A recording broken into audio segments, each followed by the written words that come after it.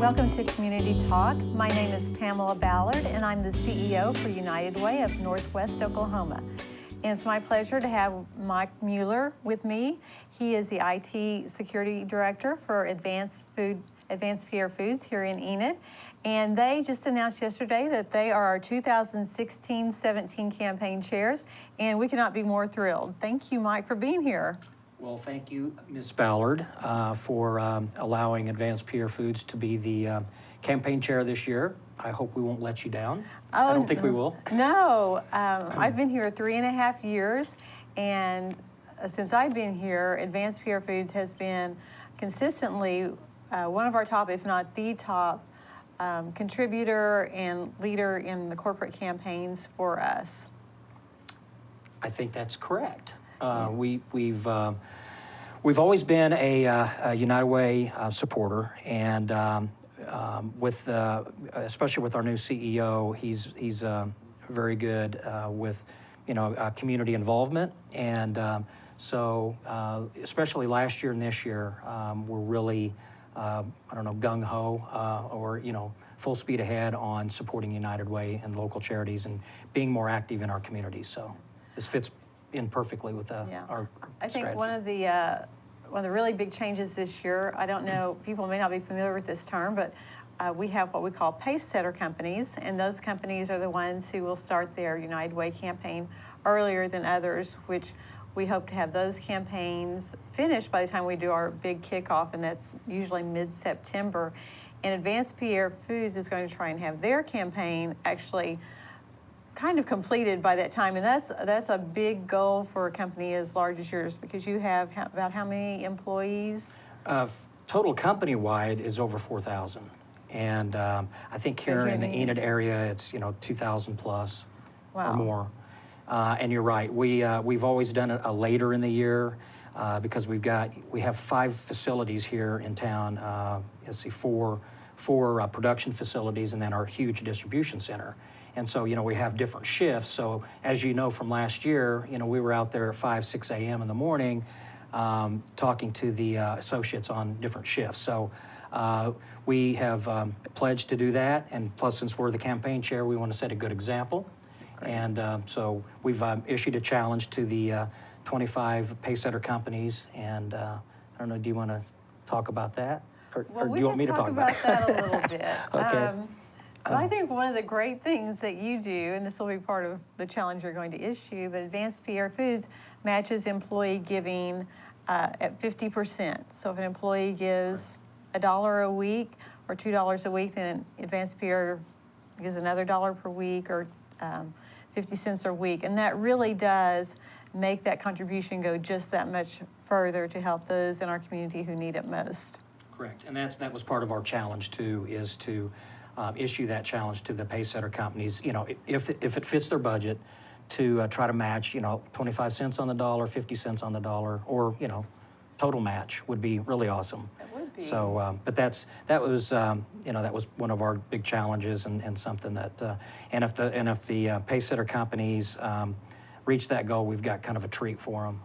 We're going to give them something really special from Advanced Pierre. Yeah, we had a little taste of that yesterday whenever you were showing the companies what they might get. And I think that's really nice that you have stepped forward and done some personalized items for those companies, and that's a great deal. I know in addition to United Way, Advanced Pierre Foods is very active with a lot of other organizations in our company. You may know a little bit more about that. Well, we do a lot of, we gave over, I think it's over £1 million+ in food last year to, Oklahoma Food Bank. We do a lot of stuff locally with Loaves and Fishes, Our Daily Bread. I'm probably going to miss some, so I apologize if I miss some. But we do try to do as much, in Enid as well, but with our food and our donations. Yeah. So.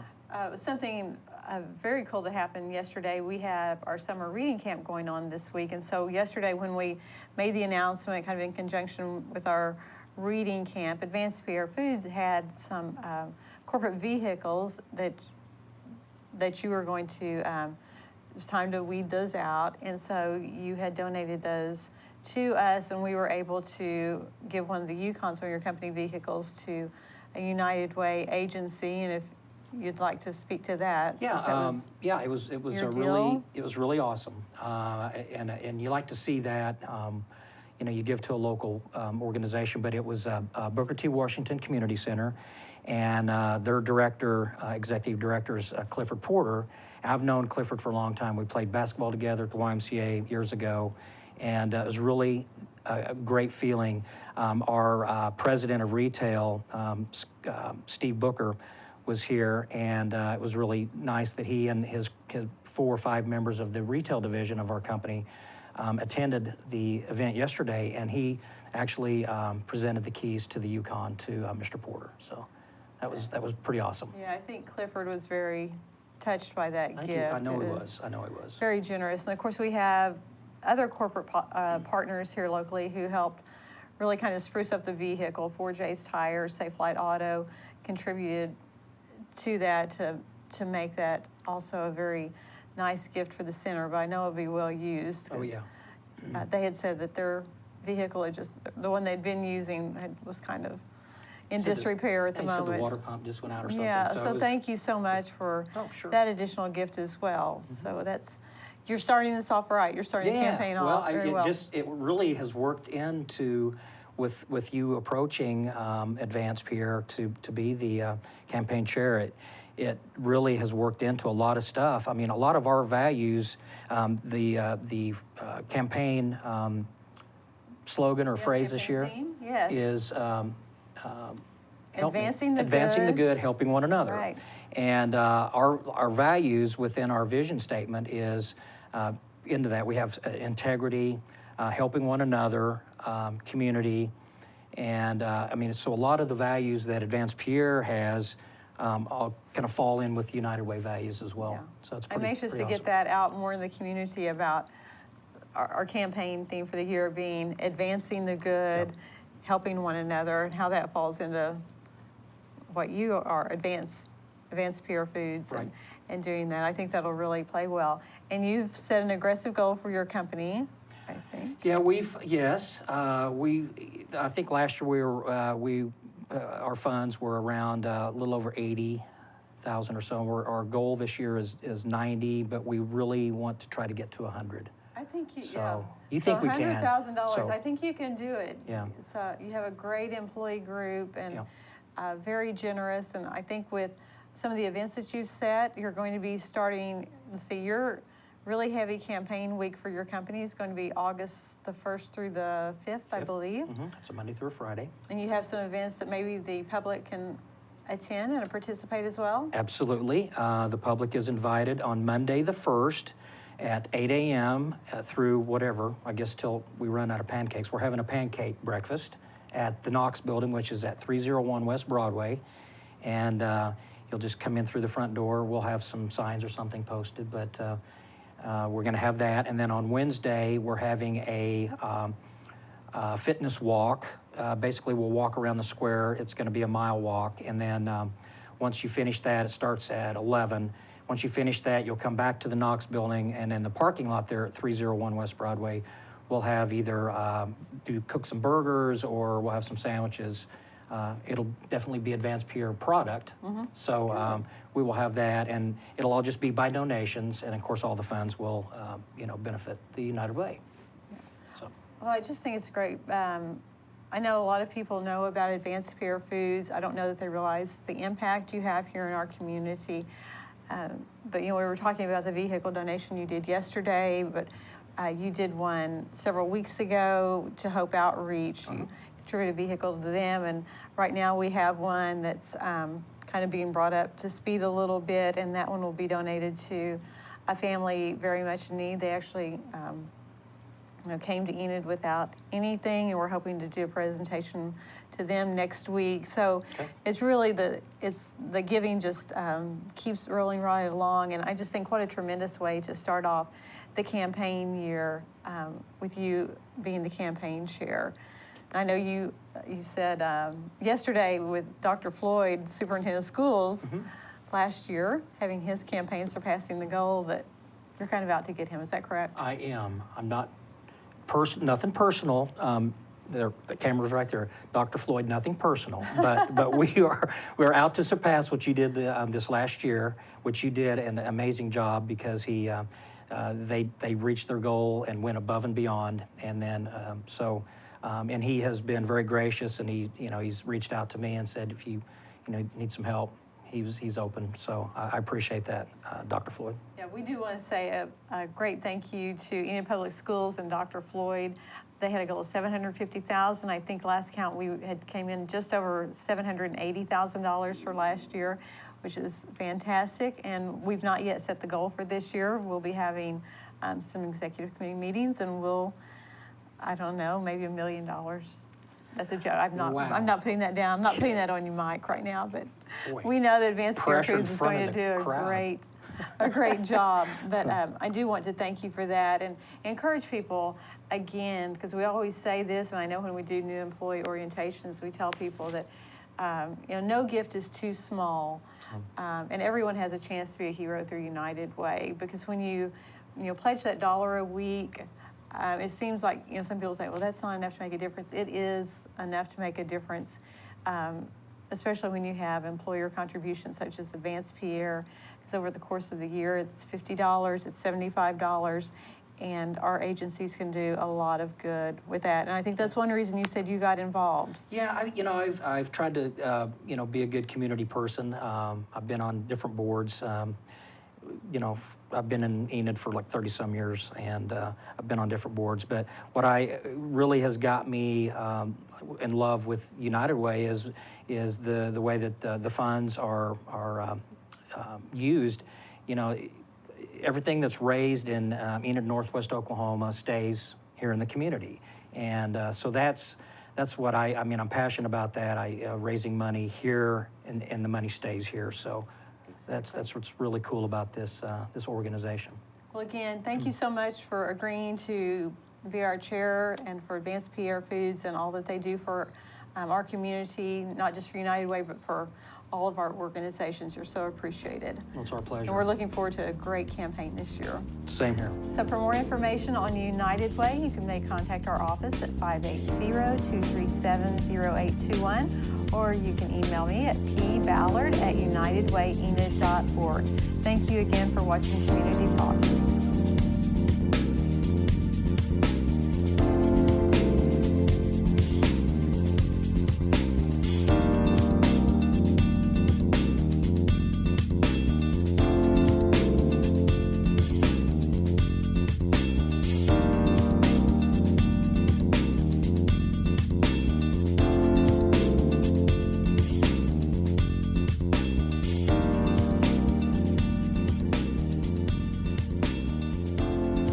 Welcome to Community Talk.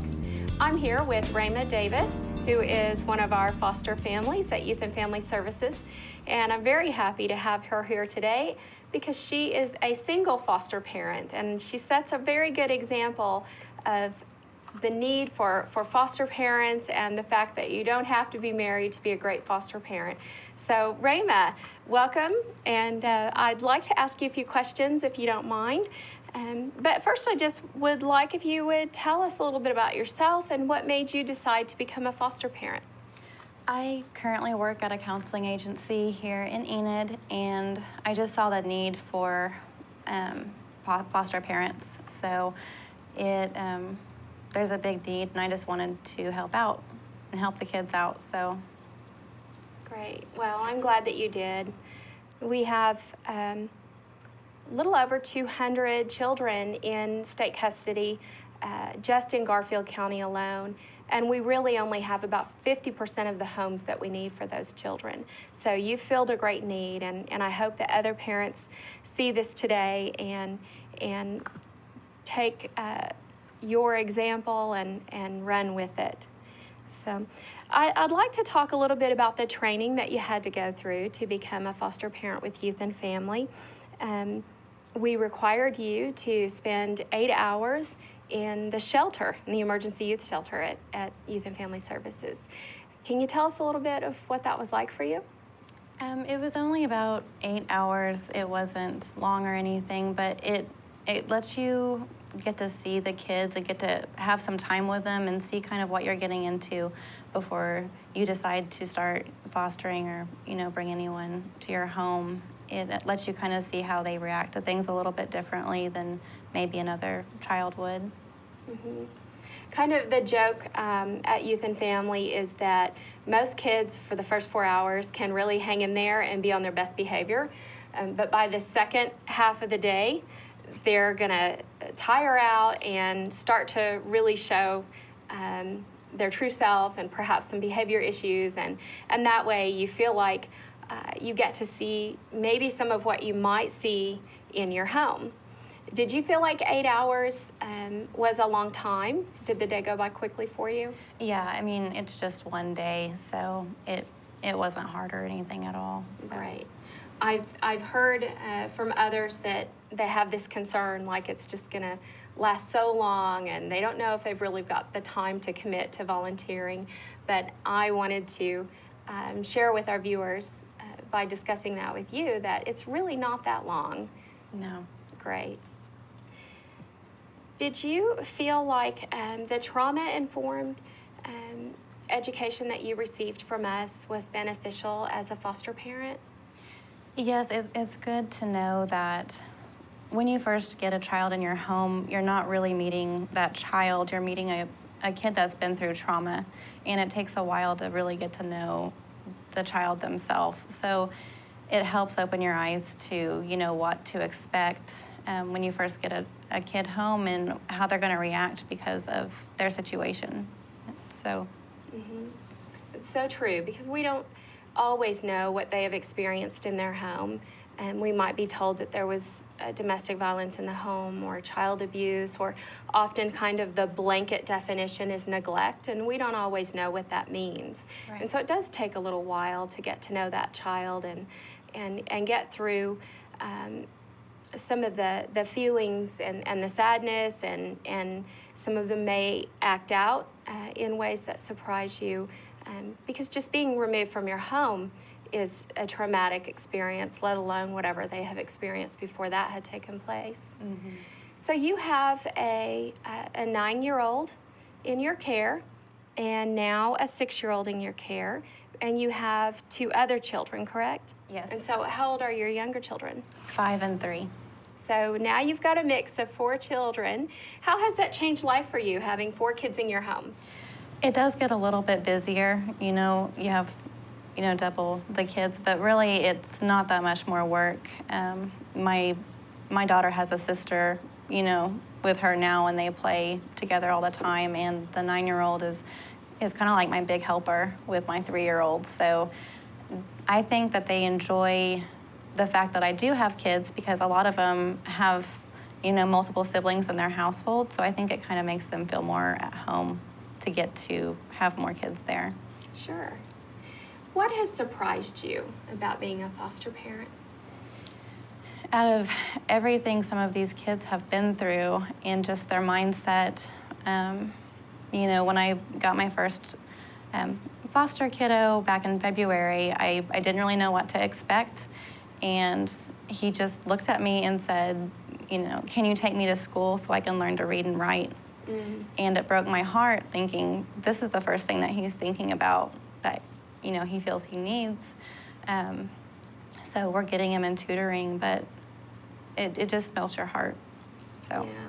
Well, there was something else that you had shared with us early on that really touched me and stayed with me, and that was that he was excited about taking a bath. Can you share a little bit with us about that? Yes, when, you guys came to make sure he was doing okay, the first thing he said that he was excited about was, I got to take a bath, and, I'm not an amazing person or anything, but just me giving him a bath and Mm-hmm. A safe place it's really what he needed, so. Yeah, so that's just a little example of what you're doing for him and for other children who come through your home. Little things like that seem so simple that we take for granted is a big deal to a child. Yeah. So, what's been the most challenging thing for you? Probably, you know, some of the visits they have with the bio family, them getting hurt, you know, if a family member is lying to them or expectations aren't being met, would probably be, you know, watching them go through pain. And there can't be a whole lot that you could do about it, you know, other than just be there for them. To comfort them, sure. Yeah, it's sad that so many of the parents that we work with are really struggling to get through the system. They're struggling to meet the requirements that DHS has put before them. And some parents just function at very different levels. And then you have to be there to kind of pick up the pieces after a home visit, a visit with parents. And I know that can be quite difficult at times. Yeah, it's hard to explain to them what's going on at times, you know, but, you know, they trust me, and they've just been great, so. And that's where some of your trauma-informed training comes from as well. I mean, you're able to put that to use. Yeah. So we talked a little bit about some of the benefits of being with youth and family, and it's the different community resources that we're able to offer, different ways we can connect you with help that you need. And then we talked about our support group, and even sharing information with the family so that you have respite care. Can you tell us a little bit about some of those experiences? Being a foster parent, you have to have 12 CEUs, you know, each year, and by going to the meeting once a month, you meet those requirements, but you also get to meet other foster families that could do respite care for you. I ended up becoming friends with another foster parent through the meetings, and she has one of my kiddos' brother and sister. So now, you know, I have someone who can babysit mine, and they have someone that can babysit theirs and give us a little bit of a break whenever we want to go get groceries or just take a night off, or, you know, whatever we feel like we need to do. So it's nice to kind of build that support system for me. And then we provided you with a gift card. Yes. Was it for Walmart? Yes. Okay. Usually, you know, well, the two kids that I've gotten, they don't really come with anything, you know, maybe one pair of clothes, and that's usually not the right size. So getting a $100 gift card to start them off with clothes, it really was helpful for me, so. Yeah, it's surprising how many foster children arrive with only their clothes on their back. We've even seen a couple that come barefoot. And sometimes the circumstances in which they're removed are pretty serious, of course, and maybe in the middle of the night. And for their own safety, they have to be removed quickly. And oftentimes it's difficult to go back for that child welfare worker to get some of their other belongings. So it's important that we can supply our foster families with some gift cards and some resources to different places in Enid where they can go and get some clothing immediately and some new shoes. Yeah, it was really helpful.